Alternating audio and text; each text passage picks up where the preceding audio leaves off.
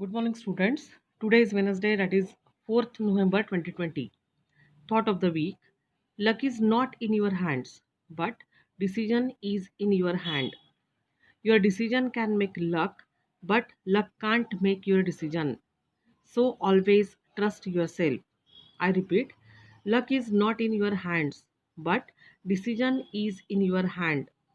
Your decision can make luck, but luck can't make your decision. So always trust yourself. Student, in the previous period we have already started lesson number 6, that is bar graph. We are going to continue the same, and today we are going to see what is graph paper. Now student, if you look carefully, I have shown graph paper. It is of various color. It may be of light green, light pink, etc. Now you have to observe the paper, graph paper, which I have shown here. There are some, if you look it carefully, there are some bold lines and some faint lines in between the bold lines. The bold lines show certain big unit. Means if you use the scale, then the distance between these two bold lines is of 1 centimeter. And these bold lines are vertical as well as horizontal. The bold lines show a certain big unit. This unit is divided into smaller units which are shown by faint lines. The grid formed by these lines make it easy to select a suitable scale and draw columns of the proper height. Because of this vertical and horizontal placement of the lines, we get a grid, and this grid form because of these lines makes it easy to select a suitable scale and draw columns of the proper height.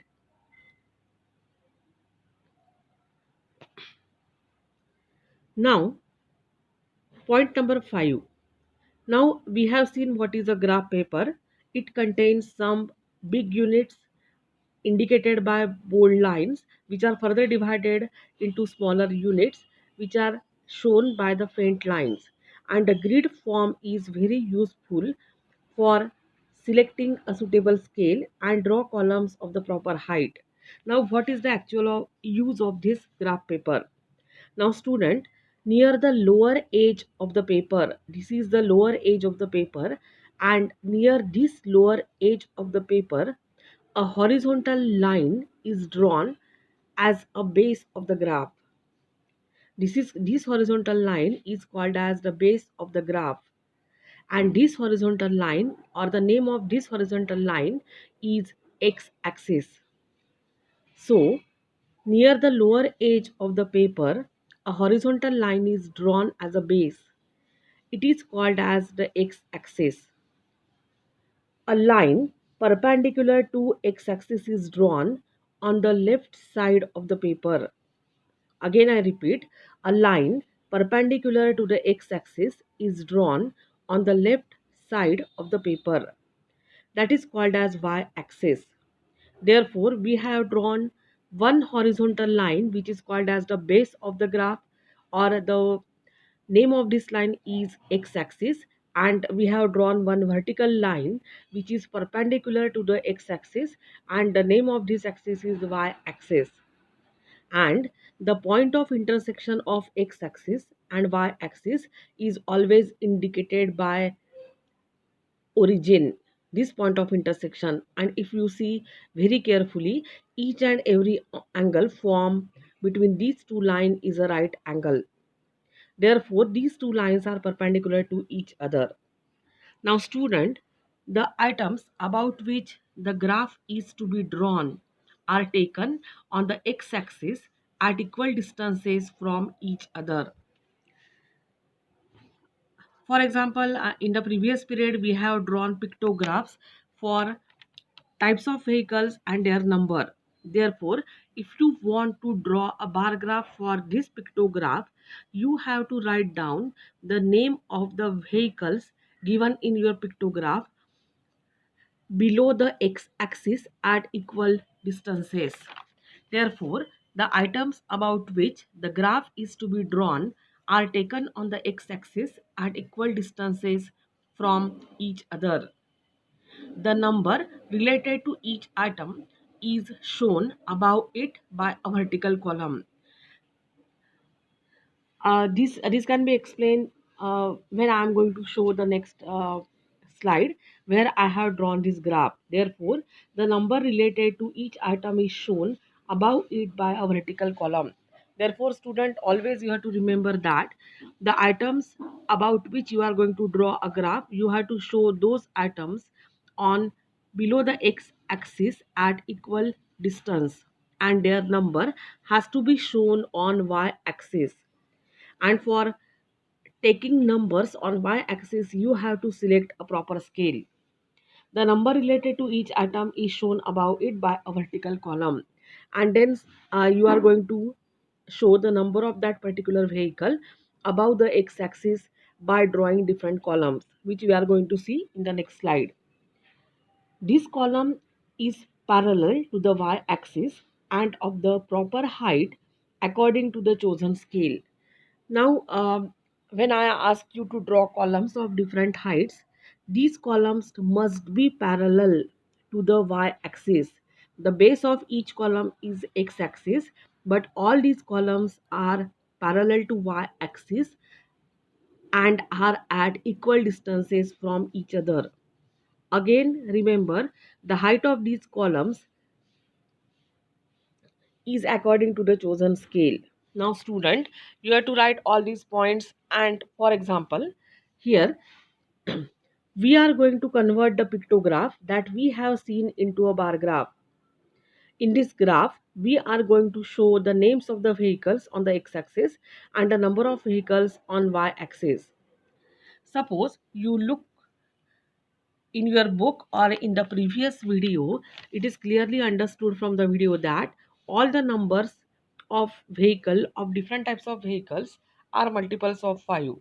So we are going to select the scale as 1 centimeter is equal to 5 vehicles, and therefore the required graph is as follows. Student, this is our required graph. First of all, you have to take a bar graph for this. Then you have to draw the base of the graph, that is x-axis, and to the left of the graph paper you have to draw a y-axis which is perpendicular to the x-axis. Denote the point of their intersection as origin O. Then I have taken types of vehicle, names of the types of vehicle on the x-axis at equal intervals. And as we have selected scale, that on y-axis 1 unit is equal to 5 vehicles, I have put first mark here and a number 5, and then I have taken the numbers which are all multiples of 5, that is 5, 10, 15, 20, 25, and 30. Always remember the number which is the biggest one. You have to write, or you are going to extend your scale up to the next number of the given number. Student, here the largest number of vehicle is 25, and therefore we have extended our scale up to 30. Now after doing this, you have to mark x-axis here. This point of intersection is as origin and this is y-axis. After doing this, on the right hand side column, you have to write down scale. On y-axis, 1 unit distance is equal to 5 vehicles. Now, if you don't write anything about what you have shown, it is not possible for anyone to understand the information given by your graph. Therefore, always remember you have to write down the name of the graph above the scale. This graph is graph showing types and number of different vehicles. Now, student, here the number of bicycle is 30, if you remember. Therefore, I have drawn a column whose height is equal to 30 and it is parallel to y-axis. Then either you completely shade that column or you have to leave it blank. Now student, if you look very carefully, the distance of the first column is 1.5 unit from the origin. Therefore again you have to maintain this distance The next one is motorcycle, and the number of motorcycle is 25. Therefore, the height of this column is up to 25. Next one, auto rickshaw. The number is 5. Therefore, this column is of the smallest height. And the last one is bullock cart, and the number of bullock carts is 15. Therefore, the height of this column is equal to 15. Now, student, if you look very carefully to this graph, all these columns are at same distance from each other, and always remember they are parallel to y-axis. In the same way, you have to draw this graph. You have to write down all the matter given in all slides in your copy. Uh,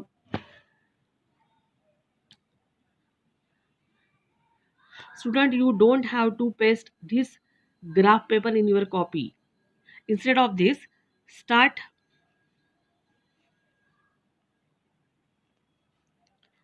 start writing from this. Observe the graph paper shown above, but here you have to make one correction. Observe the graph paper shown here, and then you have to write down all the 4 points, and after fourth point you have to paste a piece of graph paper here, and also you have to show x-axis as well as y-axis and their point of intersection. Therefore, no need to paste separate piece of graph before starting this. And after that, you have to draw the graph for the pictograph which we have seen in the previous period. So complete your work on time. See you in the next period. Thank you.